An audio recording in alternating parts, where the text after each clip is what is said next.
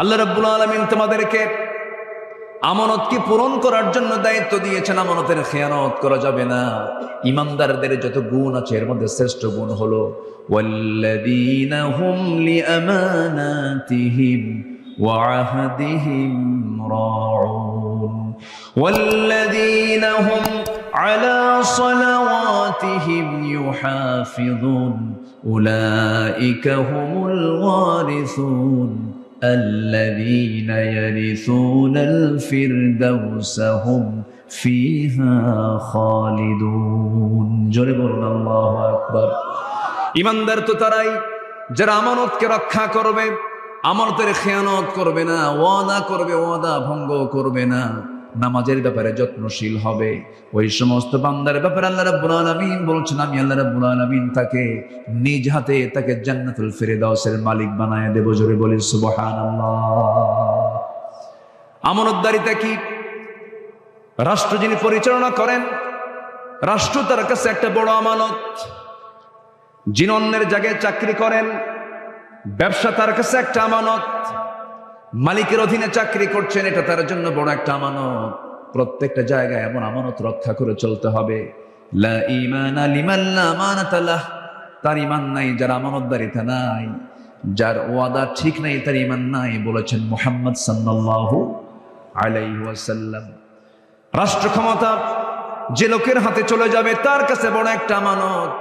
ওমর ফারুক রাদিয়াল্লাহু তাআলা আনহু যতদিন শাসন করেছেন, তার রাষ্ট্র তিনি পরিচালনা করেছেন। ইতিহাসে পাওয়া যায় যখন তিনি ক্ষমতার মসনদে বসলেন, সেই সময় থেকে শুরু করে নিয়ে মৃত্যুর দিন পর্যন্ত কোন রাত তিনি তার পিঠটাকে বিছানার সঙ্গে আলিঙ্গন করার সুযোগ পান নাই।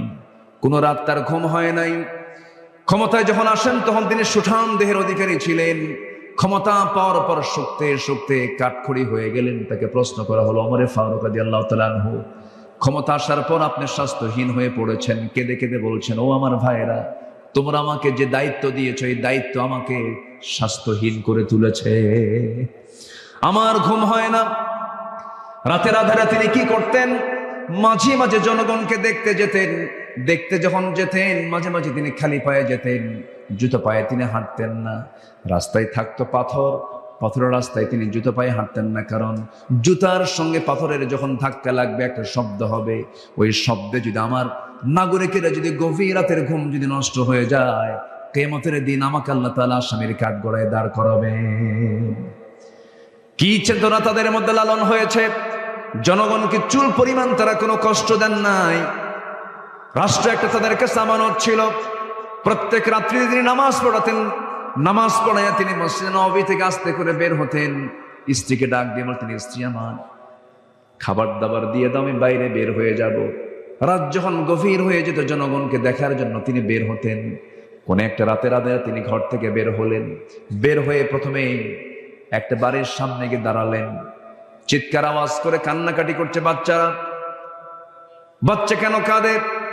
সামনে দাঁড়ায় বলছেন, ও বাচ্চারা, মা সন্তানগুলো কেন কাঁদে? কি জন্য কাঁদে? কান্নার কারণটা কি? ভিতর থেকে আওয়াজ আসছে, বিধবা মানুষ, আমার স্বামী দুনিয়া থেকে বিদায় নিয়েছে, ঘরে একমাত্র পানি ছাড়া কোনো খাবার নাই। ওমর ফারুক নিজেকে আসামি মনে করলেন, আহারে কি এমন কথা হলো, কেমন আচরণ হলো এটা। চলে গেছেন খাদ্য গুদামে, এক বস্তা আটা নিজের পিঠে বহন করে নিয়ে বিধবার বাড়িতে পৌঁছায় দিয়ে বললেন, আবার যখন আটা ফুরে যাবে আমাকে বলবো, ওমর তোমার বাড়িতে আবার নিজ কাঁধে করে তোমার বাড়িতে দিয়ে যাবে। আরেক বাড়ির সামনে চলে গেলেন। ভিতর থেকে কান্নার আওয়াজ।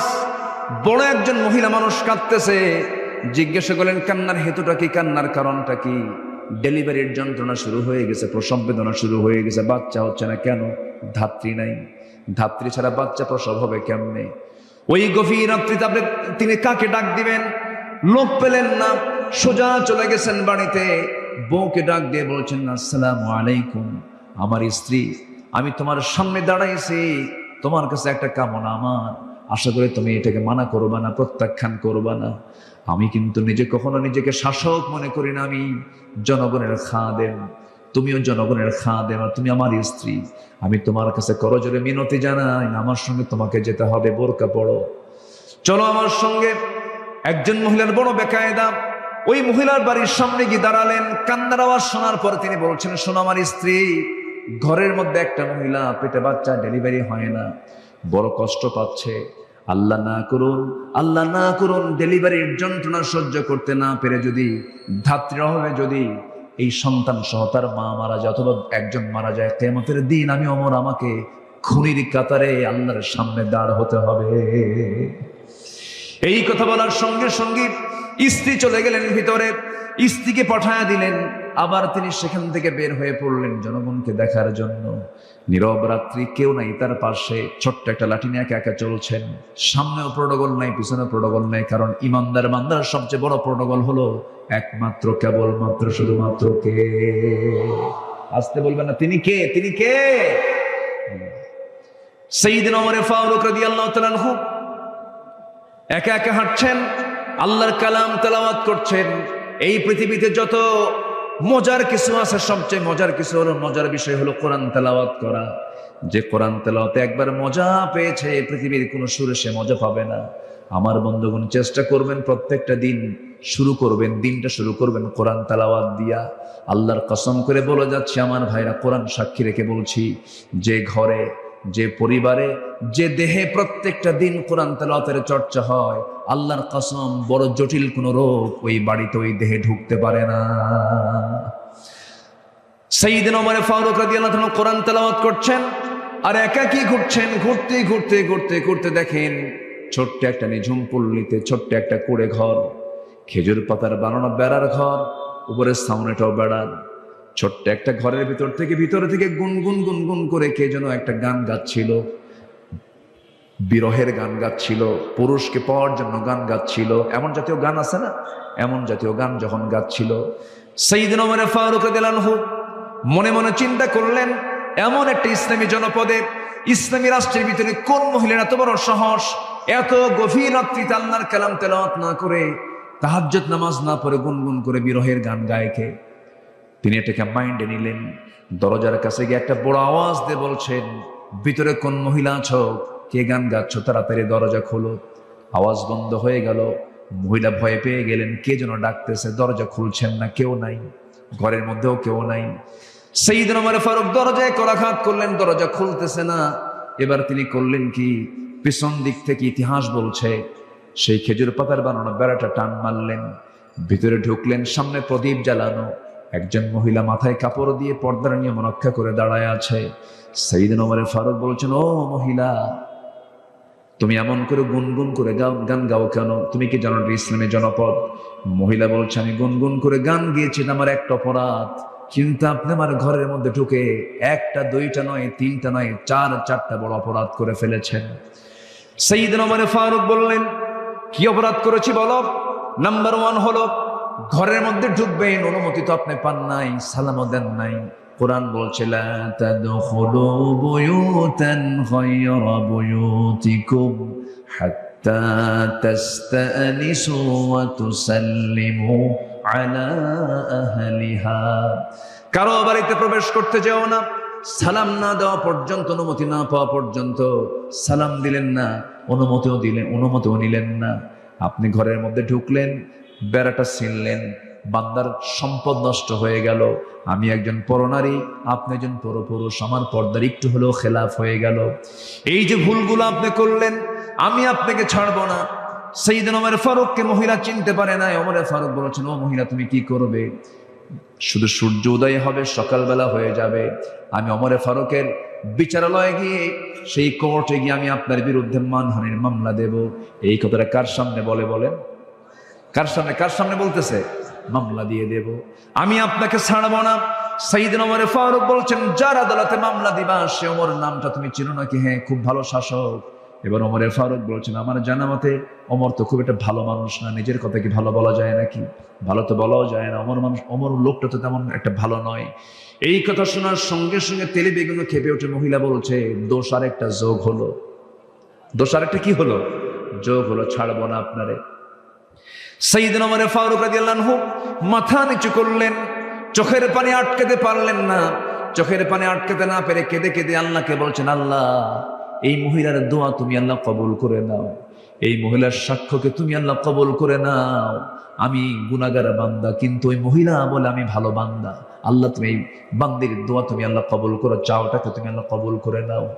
এবার ওমর ফারুক বলেছেন, মহিলা শোনো, ঠিক আছে আমি দোষ করেছি, মামলা দিবা ভালো কথা, কিন্তু তুমি গুনগুন করে গান গাও কেন? এর কারণটা কি? এত গভীর রাতে এত কিছু বোঝো, আমার এত দোষ ধরলা, কিন্তু গুনগুন করে গান গাচ্ছ কেন? কি কারণটা কি? এর হেতুটা কি? এর ব্যাখ্যাটা কি? এবার মহিলা বলছে, শুনুন, আজ থেকে 4 মাস পূর্বে আমার সঙ্গে বিয়ে হয়। আমার স্বামীর সঙ্গে মাত্র 3 থেকে 4 দিন 4 রাত আমি তার সঙ্গে ছিলাম। এই সহবাসের পরে আজকে 4 মাস গত হতে চলে, 4 মাস পার হয়ে গেছে। আমার স্বামীকে এই জনপদের খলিফা ওমর ফারুক রাদিয়াল্লাহু আনহুর লোকজন এসে আমার স্বামীকে সীমান্ত প্রহরায় নিয়োগ দিয়ে তাকে নিয়ে চলে যায়। আজকে 4টা মাস গত হতে চলে, আমার স্বামীকে দেখি না, তার সঙ্গে কোনো কথাবার্তাও হয় না। এই গভীর রাত্রিতে হঠাৎ করে আমার ঘুম ভেঙে গেল, ভিতরের স্বামীর প্রেম জাগ্রত হয়ে গেল। আমার বৈধ স্বামীকে পাওয়ার জন্য আমি গভীর রাত্রিতে গুনগুন গুনগুন করে গান গাচ্ছিলাম। সাইয়েদনা ওমর ফারুক মনে মনে চিন্তা করছেন, আহারে দোষ তো আরেকটা যোগ হয়ে গেছে। কি কথা কি বুঝতেছেন আপনারা? কথা বুঝতেছেন? একজন অর্ধ দুনিয়ার শাসনকর্তা জনগণের রায় নেবার জন্য কেমন করে আড়াল হয়ে জনগণের কাছ থেকে রায় নিয়ে আসতেন। ওমর ফারুক এবার বলছেন, মহিলা শোনো, তুমি কি আমাকে ছাড়বা না? কেন আমি ছাড়বো না? একটা প্রশ্ন করি। কি প্রশ্ন? কিন্তু ওমর ফারুকের কিন্তু কোনো দোষ ছিল না, কারণ তিনি একটা দেশের রাষ্ট্রপ্রধান। তিনি যে কোনো আসামিকে ধরার জন্য ঢুকতে পারেন কিনা বলেন? ঢুকতে পারেন কিনা বলেন? ঢুকতে পারেন। তিনি প্রশাসকদের প্রশাসক। সাইয়েদনা ওমর ফারুক রাদিয়াল্লাহু তাআলা আনহু সঙ্গে সঙ্গে বলেছেন, ঠিক আছে, কিন্তু তুমি আমার বিরুদ্ধে যে মামলা দেবে, আমি তার আগে তোমাকে একটা প্রস্তাব করব। সেই প্রস্তাবটা হলো, তোমার যে কাঙ্ক্ষিত স্বামী আজকে 4 মাস যাবত তুমি তাকে দেখতে পাচ্ছ না, সেই স্বামীকে যদি আমি তোমাকে কাল সকালে সূর্য উদয়ের আগে যদি তোমার বাড়িতে যদি পৌঁছা দিতে পারি, তুমি কি আমার বিরুদ্ধে কোনো মামলা দিবা নাকি? মহিলা মুসকে হাসি মেরে বলছে, ও আল্লাহর গোলাম, আমার স্বামীকে যদি কালকের দিনের মধ্যে যদি হাজির করে দিতে পারো, কোনো মামলা দেব না। দেখছেন কোথায় নক করলেন উনি? জোরে কোন সুবহানাল্লাহ। শাসক কাকে বলে? একদম উনি বুঝলেন যে এই রোগীর রোগ কোথায়, রোগীর রোগটা কোথায়, রোগটা ধরে ফেললেন। এবার বললেন, ঠিক আছে তুমি থাকো, আমি চলে যাচ্ছি, তোমার স্বামী সময় মতো চলে আসবে। নিজের পরিচয় সম্পূর্ণ আত্মগোপন করলেন সাইয়েদনা ওমর ফারুক রাদিয়াল্লাহু তাআলা আনহু। আল্লাহু আকবার। চলে গেছে বাড়িতে গিয়ে বউয়ের সঙ্গে দেখা। বউটাকে ডাক দিয়ে বললেন, আমার স্ত্রী, একজন মহিলা, একজন নারী তার স্বামীকে কতদিন পর্যন্ত না পেলে পরে তার ফিতনায় যাওয়ার সম্ভাবনা আছে, কতদিন পর্যন্ত সে ধৈর্য ধারণ করতে পারে স্বামী ছাড়া? একটু আমাকে বলো তো। স্ত্রী বলছেন, আমার স্বামী, আপনি কত বড় একজন জ্ঞানী মানুষ, আপনি আমাকে প্রশ্ন করছেন না? তুমি নারী মানুষ, তুমি তো নারী, তুমি বলতে পারবে। এবার তার স্ত্রী বলছেন, একজন স্বামীকে ছাড়া একজন নারী 3টা মাস, বড় জোরে 3টা মাস, 3টা ঋতুস্রাব পর্যন্ত, অল মুতাল্লাকাতু ইয়াতারাব্বাসনা বিআনফুসিহিন্না 3 কুরু, তালাকপ্রাপ্ত নারীর অপেক্ষা করতে হয় কয় মাস? বলেন কয় মাস? 3 মাস কয়েকটা দিন। বিধবা নারীর জন্য আরবাআতু আশহুরিন ওয়া আশরা, 4 মাস 10 দিন অপেক্ষা করতে হয়। তো এই কথা জানার সঙ্গে সঙ্গে 3 মাস পার হয়ে 4 মাস ক্রস হয়ে গেছে। সেনাবাহিনী প্রধানকে ডাক দিয়ে খলিফা ওমর ফারুক বললেন, শোনো ও সেনাবাহিনীর প্রধান, আজকের থেকে প্রত্যেক সৈনিকের জন্য 3 মাস পর পর সাধারণ ছুটি আমি ওমর ফারুক আমার খেলাফত থেকে, আমার রাষ্ট্র থেকে ঘোষণা করা হলো। যেরকম সুবহানাল্লাহ। রাষ্ট্রটাকে তারা কত বড় আমানত মনে করেছেন। এমন একজন আমানতদার শাসক কি আমরা বাংলার জমিনে দেখতে চাই? সবাইকে দেখতে চান? আল্লাহ কবুল করুন, জোরে বলি আমিন। সম্মানিত ভাইয়েরা, গুণ দরকার হলো 15টা। চলতেছে কয় নাম্বার? বলেন কয় নাম্বার চলতেছে? আরো আছে কত? 13টা। নুরু, ওয়াজ কি শেষ না শুরু? বহু কথা এখনো পড়ে আছে। আল্লাহ কবুল করুন, জোরে বলি আমিন। খুব ভালো মানুষ আপনারা, কি সুন্দর, কেউ নড়ছেন না, বসে আছেন, কোরআনগুলো শুনছেন। আল্লাহ আমল করার তৌফিক দান করুন, জোরে বলি আমিন। নাম্বার 3 হলো ধৈর্যশীলতা। আমি কি শেষ করে দেবো নাকি? চলো, আপনি যা বলবেন তাই হবে। ওনারে চিনেন? বড় ভাই, মাশাআল্লাহ, আলহামদুলিল্লাহ। জি, নাম্বার 3 হচ্ছে ধৈর্যশীলতা। নাম্বার 3 কি বলেন তো? ধৈর্যশীলতা, সবর। বলুন তো, এখানে যে বসে আছেন ধৈর্যের দরকার নেই? আজ থেকে ধৈর্যের দরকার আছে না নাই? একজন লোক আপনাকে গালি দিল, জবাব আপনি দিতে নিয়ে থেমে গেলেন, কি দরকার বলেন? কি দরকার বলেন? ধৈর্য। ধৈর্য হলো যোগ্যতা, রাগ কোনো যোগ্যতা নয়। একটা জঙ্গল এমনি হয়, কোনো যত্ন লাগে না। জঙ্গল কি যত্ন করতে হয়? এমনি হয়। বাগান কি করতে হয়? যত্ন করতে হয়, সাজাতে হয়, সেখানে পরিশ্রম করতে হয়, টাকা খরচ করতে হয়, এরপর বাগান গড়ে ওঠে। রাগ হলো জঙ্গল, ধৈর্য হলো বাগান। ধৈর্যের ফলাফল অনেক সুন্দর, অনেক সুদূর পর্যন্ত চলে যায়। ধৈর্যহীন হওয়া যাবে না বন্ধুগণ। সংসার জীবন গড়তে হলে ধৈর্যটা আগে থাকতে হবে। ধৈর্য ছাড়া সংসারও টিকবে না। কয়েকদিন আগে আমাকে এক মহিলা ফোন দিয়ে বলে, হুজুর, আমার স্বামী সকালেও তালাক দেয়, সন্ধ্যাও তালাক দেয়, আমি কি আসি না নাই? কি শুনতেছেন আপনারা? শুনছেন? মানে মহিলা বলতেছে, আমার স্বামী রুটিন ওয়ার্কের মতো সকালেও তালাক দেয়, বিকেলেও তালাক দেয়, আমি কি আসি না নাই? বলে তালাক দিয়া শেষে আবার আমাদের কাছে এসে বলে, হুজুর, কাম তো সারছি, দুটো মেয়ে আছে, ভুলটুল হয়ে গেছে, হুজুর রাগের মাথায় তালাক দিছে, হুজুর বউটাকে ফেরত নিয়ে আসা যাবে না? মার্ডার করে কয় ফেরত নিয়ে আসা যাবে না। এরকম বহু স্বামী স্ত্রী পরিচয় বহন করে তারা সংসার করছে, কিন্তু রীতিমতো জেনা হচ্ছে, এমন সংসার আছে না নাই? প্রত্যেক গ্রামেই দুই একটা করে খুঁজে পাবেন, এগুলো আছে। এই আছে না? আসতে বলবেন না, আছে না নাই? সবাই জানে যে তালাক দিছে, এরপরে সংসার করছে, জানে এগুলো সব হচ্ছে রাগের ফলাফল। এত রাগ কেন? মুখে তো তালাক শব্দ আসে কেন? মায়েরা কি মাহফিল আছে নাকি? মায়েরা কি মাহফিল আসছে? বলি আলহামদুলিল্লাহ। জি, তালাক শব্দ পুরুষের মুখে থাকবে কেন? এটা আইনের ভাষা, আপনি কেন মুখ দিয়ে বলবেন? আপনাকে অনেক কাজ আছে, দরবার আছে, সালিশ আছে, বৈঠক আছে, মুরব্বীদের নিয়ে কথাবার্তা আছে, 3 তুহুরে 3 তালাক আছে, তালাকের পদ্ধতি আছে, তালাক নামে একটা সূরাই আছে। কিছুই না জেনে না বুঝে নিজের মুখে আইন তৈরি করে আপনি তালাক মেরে দিলেন। এই জাতীয় বদভ্যাস যারা আনবে, এই জাতীয় মানে জুলুম যারা করবে, উচিত হচ্ছে তাদেরকে ওই যে বাঁশ গাছ আছে না, বাঁশের যে ডালগুলো আছে, ওগুলো কি কঞ্চি, বাঁশের যে কঞ্চিগুলো আছে, যে চিকন কঞ্চিগুলো একদম পাকা বাঁশের, ওই কয়েকটা কঞ্চি এক জায়গায় করে পিছন দিকে মারা দরকার। বেকুব গুলো আকাম কুকাম কুইরা পরে কান্দে, পরে আর কোনো থা পায় না। আল্লাহ তাআলা এই ধৈর্যহীনতা থেকে আল্লাহ পাক এই জাতিকে হেফাজত করুন। জোরে বলি আমিন, আরো জোরে আল্লাহুম্মা আমিন। এগুলো করা যাবে না। ধৈর্য আনবেন, সব হবে। দোকানে কাপড় বিক্রি করতে নিছেন, গেঞ্জি বেচবেন, গেঞ্জি বিক্রেতা গেঞ্জি কিনতে আসছে, 1 গেঞ্জি দেখে না 10 গেঞ্জি দেখে? 10টা আগে দেখবে, এরপরে গেঞ্জি একটা দেখে সে নেবে অথবা নেবে না। হয়তো 10 গেঞ্জি দেখার পরে পছন্দ 10টার মধ্যে একটা হয় না, চলে যাচ্ছে। আপনি কি করবেন? এই দিকে আয়, এত দেখলি কেন এখানে বলতে পারবে? ব্যবসা হবে? ব্যবসা হবে না। সব জায়গায় ধৈর্যের দরকার। এই পৃথিবীতে যত পয়গম্বর ছিলেন, সব পয়গম্বররা ছিলেন হলো ধৈর্যের পিরামিড।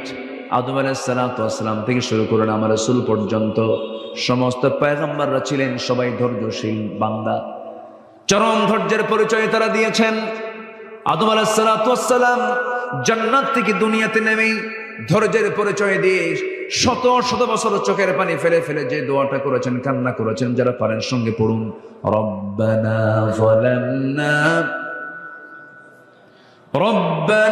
যালামনা আনফুসানা ওয়া ইল্লাম তাগফির লানা ওয়া তারহামনা লানাকুনান্না মিনাল খাসিরিন। জোরে বলুন আল্লাহু আকবার। এই দোয়াগুলো করলেন আল্লাহর দরবারে দোয়া মঞ্জুর হয়ে গেছে। আল্লাহ পাক বিপদ থেকে তাকে হেফাজত করলেন, বিপদ থেকে তাকে উদ্ধার করলেন। এরকম করে সমস্ত পয়গম্বর বিপদে পড়েছেন, দোয়া করেছেন। তবে সকল নবী ধৈর্যশীল ছিলেন, তবে একজন নবীর রাগ সবচেয়ে বেশি ছিল। বলুন তো সেই নবীর নামটা কি? কি সুন্দর, সবার মুখস্থ আলহামদুলিল্লাহ। বাইরে একটা শব্দ তোর শোনা আমার জায়েজ নাই, খেয়াল রাখবি। আল্লাহু আকবার বলেন। মহিলা মনে মনে কয়, গতকালকে দেখলাম শক্তিশালী, আজকে দেখি চরিত্র ভালো, ছায়া থাকে না, এবং খুব পর্দার ব্যাপারে খুব কঠোর। মনে মনে পছন্দ, মনে মনে কি পছন্দ হয়ে গেছে। যারা চরিত্রবতী নারী তাদের জন্য দুটো গুণ সম্পন্ন পুরুষকে তাদের পছন্দ। কটা গুণ সম্পন্ন? একটা হলো চরিত্রবান, একটা কি বলেন তো চরিত্রবান, আরেকটা হচ্ছে শক্তিশালী। আরেকটা কি বলেন? দৈহিক শক্তিশালী। সংসার করতে হলে শক্তির প্রয়োজন। এই দুটো গুণ থাকবে যার, একটা নারী তাকে পছন্দ করে। আর এখনকার মেয়েরা কি এগুলো পছন্দ করে? চরিত্র আগে দেখে। জানো, এত সুন্দর স্মার্ট ছেলে, দুই হাঁটুর তলাটা ফাটা, দুই হাঁটু কি ফাটা, আর মাথার চুলগুলো ভাল্লুকের মতো, খুব ওভার স্মার্ট। মুখে দাড়ি পছন্দ না। এরকম মহিলা মনে হয় নাই? আসতে বলবেন না, আছে না নাই? মুখে দাড়িওয়ালা ছেলে বাপ নিয়ে আসছে, মেয়েকে আব্বা তোমার রুচি তো নাই, ও তো চাচা। ও কি দাড়ি রাখলে চাচা হয়ে যায়। মহিলা সামনে সামনে গেলেন, আল্লাহর পয়গম্বর তার পিছে পিছে যাচ্ছেন, কিন্তু নজর পিছে পিছে না গিয়ে তিনি মহিলার সামনে চলে গেলেন, আর পিছে পিছে মহিলা যাচ্ছে। বাস পৌঁছে গেলেন বাড়িতে। বাড়িতে পৌঁছার সঙ্গে সঙ্গেই সালাম দিয়ে ফেলেছেন। মুসা আলাইহিস সালাম বৃদ্ধ লোকটাকে লক্ষ্য করে সালাম দিলেন। সালাম জবাব শেষ হওয়া মাত্রই বৃদ্ধ লোকটার মুখ থেকে বের হলো, হে যুবক, তোমার নাম তো মুসা। এবার মুসা সাহেব মনে মনে ভাবতেছেন, এত দূর চলে আসলাম, এই লোকটা আমার চিনল কেমনে? কোনোদিন তো দেখা হয় না। এই লোকটাকে ফেরাউনের লোক নাকি? বড় টেনশনে পড়ে গেলেন। এবার ওই বৃদ্ধ লোকটা বলছে, ও মুসা, তুমি কি চিন্তা করো? এবার বলছেন, আপনি আমাকে চিনলেন কেমনে? এবার তিনি বলছেন, শোনো মুসা, শুধু তোমার নাম জানি না, তোমার কামটাও জানি। কি থাপ্পড় মারছো, মরে গেছে, মার্ডার হয়ে গেছে, এরপরে তুমি দেশ ছাড়ছো। বলেন তো এটা কি বিপদ না মহা বিপদ? বিশাল টেনশনে পড়ে গেছেন মুসা আলাইহিস সালাম। এবার জড়সড় হয়ে গেছেন। বৃদ্ধ লোকটা বলছে, হে মুসা, তুমি অজায়গায় আসো নাই, অপাত্রে আসো নাই, খারাপ কোনো জায়গায় আসো নাই। তুমি আমার সামনে যে দাঁড়িয়ে কথা বলছো, আমাকে দেখে বুড়া মনে হলেও আমি সাধারণ বুড়োদের কাতারের বুড়ো নই। আমার পরিচয় হলো ইলা মাদিয়ানা আখাহুম শুআইবা। মাদিয়ানবাসীর জন্য আল্লাহ রাব্বুল আলামিন যাকে আল্লাহর পয়গম্বর করে পাঠিয়েছেন, সেই হলাম আমি, আল্লাহর পয়গম্বর শুআইব আলাইহিস সালাম। খুব খুশি হয়ে গেল, আহারে আমার কিসমতটা কত ভালো, নবীর সামনে আমি দাঁড়ায় দাঁড়ায় কথা বলি। তখন মুসা কিন্তু নবী হন নাই, মুসা কিন্তু নবী হন নাই। নবীকে পেয়ে তিনি খুব খুশি হয়ে গেলেন। খুশি হয়ে সামনে দাঁড়ায় আছেন। আল্লাহর পয়গম্বর শুআইব বলছেন, গতকালকে আমার মেয়ে দেখেছো, আজকেও মেয়ে দেখেছো, দুইটা মেয়ের যে কোনো একটা মেয়েকে আমি তোমার সঙ্গে বিয়ে দিতে চাই, তুমি কি বিয়ে করবা নাকি? এত বড় একটা অফার কেমন করে প্রত্যাখ্যান করবেন? তিনি সঙ্গে সঙ্গে রাজি হয়ে গেছেন, হ্যাঁ আমি এখনই বিয়ে করতে রাজি আছি। এবার আল্লাহর পয়গম্বর বলছেন, আমার মেয়েকে যে বিয়ে দেবো, তোমার রেকর্ড তো ভালো না। কেন? থাপ্পড় মারলে মানুষ মরে। থাপ্পড় মারলে কি মরে? মানুষ মরে। আমি আমার কলিজার টুকরা মেয়েকে বিয়ে দেব, সন্তানগুলো যদি হারিয়ে ফেলে তাহলে কেমন হয়? বিয়ে দেব, তবে এখন বিয়ে দেব না। কেন? তোমার কিছু কাজ আছে। কি কাজ? আমার কাছে যখন তুমি এসেছো বিশ্বাস করে, আমার কিছু কাজ তোমার করতে হবে। কি কাজ? সেই কাজটা হলো, আমার বাড়ির যে ছাগলগুলো আছে, এই ছাগলগুলো তোমাকে 8 বছর চড়াতে হবে, চষাতে হবে। 10 বছর হলে পরে মাস্টার্স কোর্স হয়ে যাবে, 8 বছর অনার্স কোর্স হয়ে যাবে। সঙ্গে সঙ্গে মুসা সাল্লাম বলেন, ঠিক আছে, আপনি যেহেতু আল্লাহর পয়গম্বর আমাকে অর্ডার দিয়েছেন, 10টা বছরে আমি আপনার বাড়ির ছাগল চড়াবো। এই পৃথিবীতে যত প্রাণী আছে, সকল প্রাণীর মধ্যে সবচেয়ে শান্ত ভদ্র একটা প্রাণীর নাম হলো ছাগল। নাকি? সবচেয়ে শান্ত না? পাগলে কিনা বলে, ছাগলে কিনা খায়। এই ছাগল পালার দায়িত্ব পেয়ে গেছেন মুসা আলাইহিস সালাম, যিনি অত্যন্ত মেজাজি মানুষ ছিলেন, রাগী মানুষ ছিলেন। 10 বছর ছাগল পাললেন তিনি। সর্বশেষ দিন ছাগলগুলো নিয়ে যখন তিনি বাড়ির দিকে রওনা করলেন, হঠাৎ করে ছাগল পাল থেকে একটা ছাগল একাকী একদিকে দৌড় মেরেছে, বিচ্ছিন্ন হয়ে এই ছাগল পাল রেখে মুসা আলাইহিস সালাম ওই ছাগলটার পেছনে দৌড় মারলেন। ইবনে কাসির এসেছে, তাফসীর ইবনে কাসির আসছে, তিনি দৌড় মারছেন। ছাগল দৌড়ায়, নবুও দৌড়ান। ছাগল যতই দৌড়ায়, বলেন তো, যে ধরতে যায় তার রাগ কমে না বাড়ে? রাগ বাড়তে বাড়তে 100 ডিগ্রি হয়ে গেছে। ছাগলটা থেমে গেছে। দুই পা দুই হাতের মধ্যে ধরেছেন। দুই পা দুই হাতের মধ্যে ধরে শূন্যের উপরে খাড়া করেছেন। এক আছাড় মারবেন, এক আছাড়ে দুনিয়া থেকে মেরে ফেলবেন, দুনিয়া থেকে বিদায় করবেন। কিন্তু লক্ষ্য করে দেখেন, ছাগলটা থরথর করে কাঁপতেছে, চোখে মুখে তার বিশাল ভয়ের ছাপ, লঙ্কপ দিয়ে টপ টপ করে ঘামগুলো ঝরতেছে। তার মধ্যে দয়া হলো, তুই তো ছাগল, তোরে মায়েরা লাভটা কি? মেরা তো কোনো লাভ নাই। আস্তে করে দুই পা দুই হাত থেকে ছেড়ে দিয়া ছাগলটাকে কোলের মধ্যে আদর করলেন। আল্লাহ বললেন, মুসা, তোমার রাগ কমে গেছে, আমি তোমাকে এক্ষুনি নবুয়ত দিয়ে দিলাম, লা ইলাহা ইল্লাল্লাহু মুসা কালিমুল্লাহ। তাহলে ধৈর্য ছাড়া কি কোনো কিছু করা যাবে ভাই? বলেন, ধৈর্য ছাড়া কোনো কিছু করা যাবে? 15টা চারিত্রিক গুণ, আল কোরআনের 15টি চারিত্রিক গুণের 1 নম্বর বললাম হলো সত্যবাদিতা, নম্বর 2 হলো আমানতদারিতা, নম্বর 3 হলো সাবর, ধৈর্যশীলতা, নম্বর 4 হলো জীবনের সকল জায়গায় আমরা ধৈর্য ধরবো। কার উপরে? আসতে বলবেন না, কার উপরে? আল্লাহ রাব্বুল আলামিন বলছেন, ফাইদা আযামতা ফাতাওয়াক্কাল আলাল্লাহ ইন্নাল্লাহা ইউহিব্বুল মুতাওয়াক্কিলিন।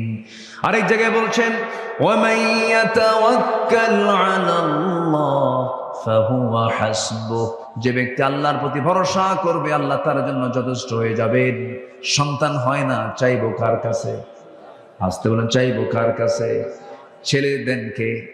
মেয়ে দেন কে? দেন না কে? ফয়সালা কার? আল্লাহ পাকের ফয়সালা। কখনোই আল্লাহ ছাড়া কারো প্রতি ভরসা করা যাবে না। আল্লাহ যা দেবেন আল্লাহই দিবেন, দিবেন না আল্লাহ, দিবেন আল্লাহ।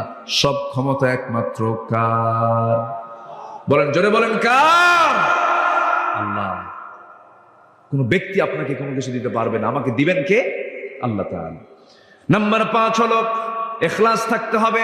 ওয়ামা উমিরু ইল্লা লিয়াবুদুল্লাহা মুখলিসিনা লাহুদ্দীন হুনাফাআ ওয়া ইউকিমুস সালাতা ওয়া ইউতুজ যাকাতা ওয়া যালিকা দীনুল কাইয়্যিমাহ। নাম্বার 6 হলো আদালত, ন্যায় বিচার প্রতিষ্ঠা করা। ইয়া আইয়ুহাল্লাযীনা আমানু কুনু কাওয়ামিনা লিল্লাহি শুহাদাআ বিল কিসত। নাম্বার 7 হলো তওবা করা, ক্ষমা প্রার্থনা করা। ওয়াল্লাযীনা ইযা ফাআলু ফাহিশাতান আও যালামু আনফুসাহুম যাকারুল্লাহা ফাস্তাগফিরু লিযুনুবিহিম। নাম্বার 8 হলো দয়া, সহানুভূতি। খুযিল আফওয়া ওয়া আমুর বিল উরফি ওয়া আ'রিদ আনিল জাহিলিন। নাম্বার 9 হলো নম্রতা। বলেন তো, আমরা নম্র হব না উগ্র হব? বলেন বলেন, উগ্র হব না নম্র হব? নম্র হব।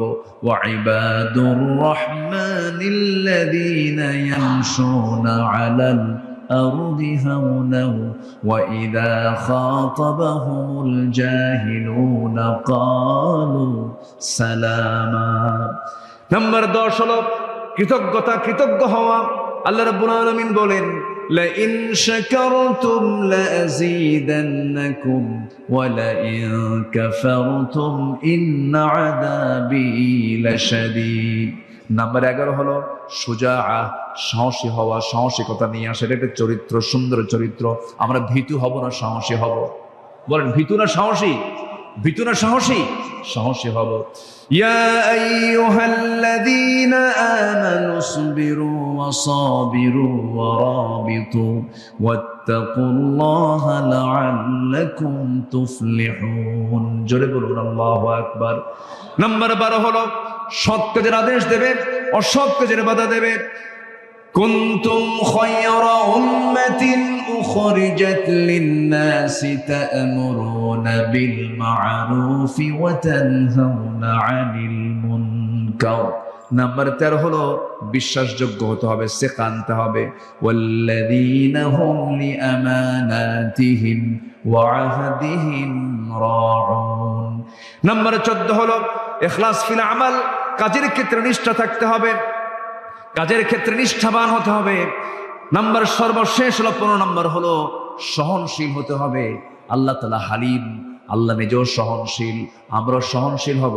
আল্লাহ রাব্বুল আলামিন বলেন, ক্রোধকে যারা সংবরণ করবে, ওয়াল কাযিমিনাল গায়য ওয়াল আফিনা আনিন নাস ওয়াল্লাহু ইউহিব্বুল মুহসিনিন। জোরে বলুন আল্লাহু আকবার।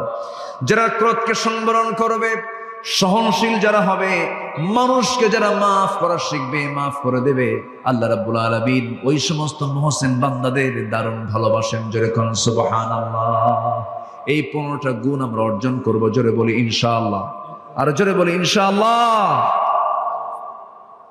ঠিক 12টা বাজে, 11:59 বাজে, কেউ যাবেন না, আমরা একসঙ্গে দোয়া করব। যে যেখানে আছেন আমরা একসঙ্গে দোয়ায় শামিল হব। কিছু প্রশ্ন এখানে আসছে, আমরা 15টা পয়েন্টে কথা বললাম। ফজর নামাজ সবাই কি পড়বেন ইনশাআল্লাহ? কারা কারা ফজর পড়বেন হাত তুলে দেখেন তো দেখি। জোরে বলি ইয়া আল্লাহ, আরো জোরে ইয়া আল্লাহ। আমাদেরকে ফজর, যোহর, আসর, মাগরিব, ইশা 5 ওয়াক্ত সালাত আদায় করার তৌফিক তুমি আল্লাহ দিয়া দাও। জোরে বলি আমিন, আরো জোরে আমিন। হাত নামান। বাড়িতে রাখবেন 3টা জিনিস, একটা হলো আল্লাহর কালামের তেলাওয়াত। বলুন তো কি, বলুন তো কি? তেলাওয়াত। নাম্বার 2 হচ্ছে বাড়িতে রাখবেন নামাজ। বাড়িতে রাখবেন কি বলেন? নামাজ। আরেকটা রাখবেন বাড়িতে হলো পর্দা। কি রাখবেন বলেন তো? পর্দা। তাহলে কোরআন তেলাওয়াত, তেলাওয়াত, নামাজ আর কি? পর্দা। পর্দা 16 আনা থাকতে হবে। খালাতো ভাই, মামাতো ভাই, চাচাতো ভাই, দুলা ভাই, এই সমস্ত ভাইদের সাথে কোনো বোন দেখা করতে পারবে না। দেবর, ভাসুর, দুলা ভাই দেখা করা জায়েজ নাই। এই সমস্ত কঠোর, এই সমস্ত মূল পর্দাগুলো আল্লাহ তাআলা এই এলাকার প্রত্যেকটা ঘরে ঘরে আল্লাহ পাক পয়দা করে দিন। জোরে বলি আল্লাহুম্মা আমিন। এই আশাবাদ কামনা করছি। আমি আর কথা না বাড়িয়ে দোয়ার দিকে আমরা চলে যাব ইনশাআল্লাহ। এখানে নোয়াখালীতে মসজিদে ইসলাম প্রিয় ভাইদের উপরে যে হামলা হয়েছে, নিরীহ ভাইদের হামলা নিয়ে আমরা মূল্যবান মতামত। এর তো মারাত্মক অপরাধ। আপনি শুধুমাত্র একজন মসজিদে কেন, মাদ্রাসায় কেন, বাইরেও যদি কেউ হামলা চালায়, এটা কি ইসলাম এলাও করে? বলেন তো, এলাও করে না। কোরআন তেলাওয়াতের আসরে, কোরআনের দর্সের আসরে যারা হামলা চালায়, রক্তাক্ত করে, তাদের রক্তের মধ্যে ফিরআউনের রক্ত লুকানো আছে। আমরা মাহফিলের এই প্ল্যাটফর্ম থেকে নোয়াখালীর এই অপ্রীতিকর ঘটনার সঙ্গে যারা জড়িত, অবশ্যই তাদের দৃষ্টান্তমূলক শাস্তি আমরা দাবি করছি প্রশাসনের কাছে। সম্মানিত ভাইয়েরা, এইভাবে বিভিন্ন জায়গায় কিছু বিচ্ছিন্ন ঘটনা আমরা শুনতে পাচ্ছি। সম্প্রতি কোন এক মাহফিলে সরাসরি হামলা করা হয়েছে।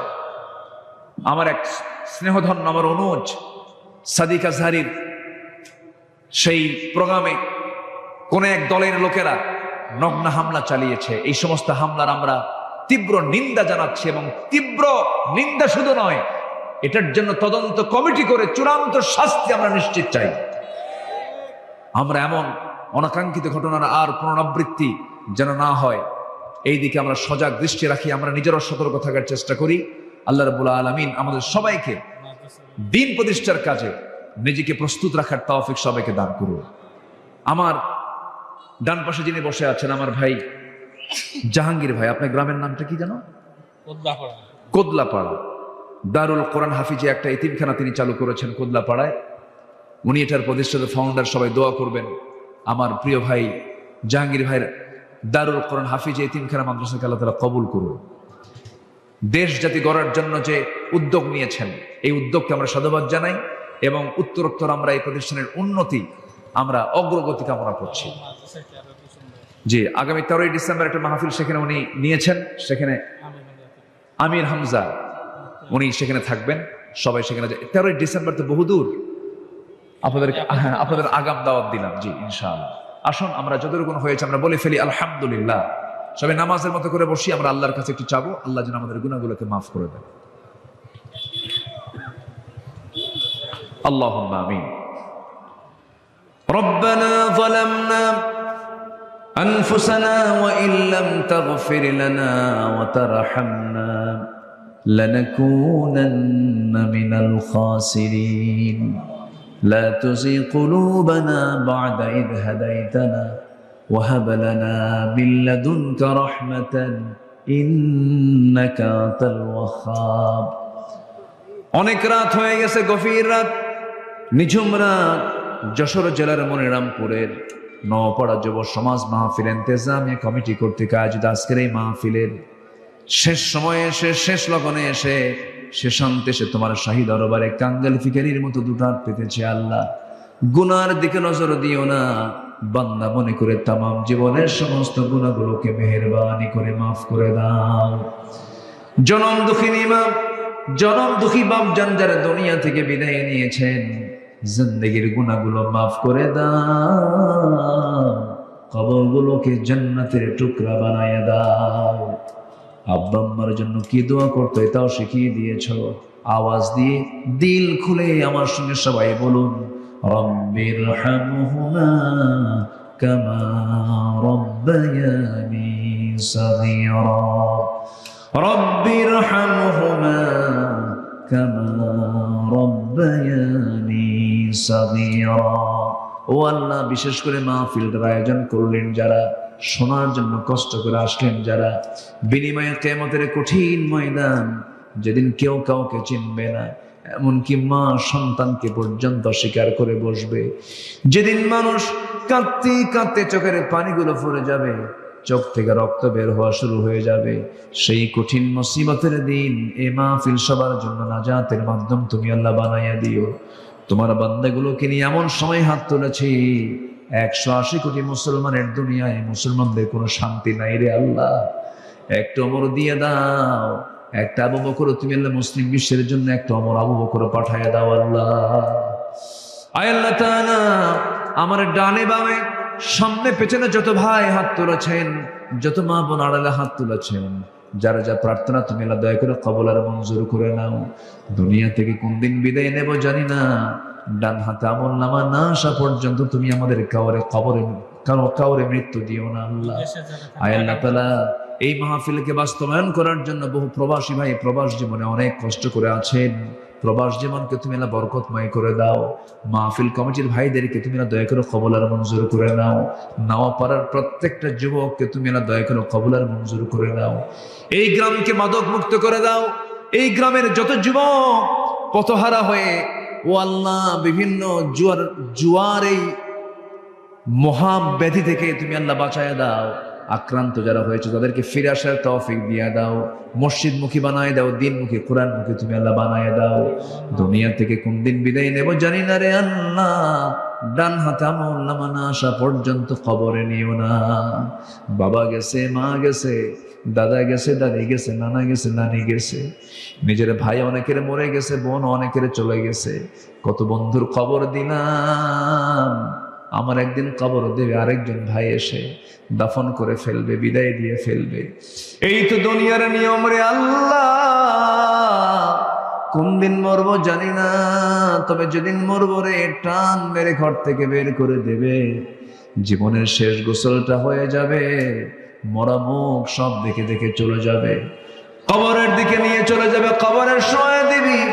24 ঘন্টা যাবে না, মাথার চুলগুলো খসে খসে পড়বে। 3 দিন যাবে না, চামড়াগুলো গলে গলে পোকার পেটের খাবার হয়ে যাবে রে। মাত্র 7টা দিন পেটের নারী ফেরে সব চোখ মুখ কান নাক বের হওয়া শুরু হয়ে যাবে। কিম্ভূত কিমাকার চেহারা হয়ে যাবে রে। ও আল্লাহ, 3 মাস পর যদি কবর খনন করা হয়, কয়েকটা হাড় ছাড়া কিচ্ছু খুঁজে পাওয়া যাবে না। এই তো হলো দুনিয়ার নিয়ম। তোমার দরবারে ফরিয়াদ করি, ও আল্লাহ, তোমার পছন্দের গোলাম না হওয়া পর্যন্ত মরণ দিও না। মরণের সময় যখন চলে আসবে, জবানি জারি করে দিও কালেমায়ে কালেমা তাইয়্যিবা লা ইলাহা ইল্লাল্লাহ মুহাম্মাদুর রাসূলুল্লাহ। আসসালামু আলাইকুম ওয়া রাহমাতুল্লাহি ওয়া বারাকাতুহু।